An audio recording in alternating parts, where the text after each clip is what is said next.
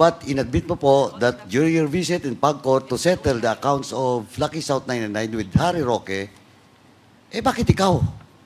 Di ba sabi mo kanina, you're not involved in the operation of Lucky South 999? Then all of a sudden, you represent Lucky South 999 sa Pagcor na alam mo, pogong pinag-usapan doon, that the sublease agreement, not the sale of the property in which ang claim mo is real property lang kayo. And you've said na hindi ka involved sa Pogo.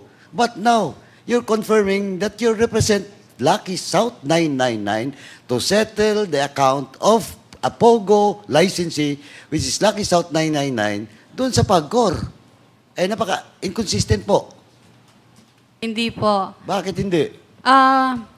Nagbayad lang po ako at nag-present para sa Lucky South 99. Ayun yung problema. Pero po, okay lang po magsalita po? Yeah, tapusin Pero mo. po, hindi po ako, wala po akong kinalaman. Mr. Chair, I'm sorry. We cannot allow this kind of attitude from Ms. Ong. Allow the members to finish their question, okay? Masyado kang pa-cute eh. Hindi po. Pasensya na rin po.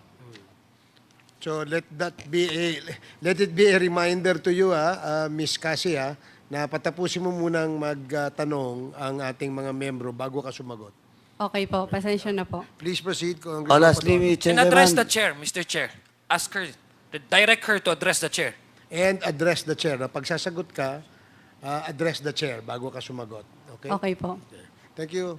Thank you, Chairman. Let it be put on record that Cassie Ong is lying because inconsistent po yung sinasabi niya kanina.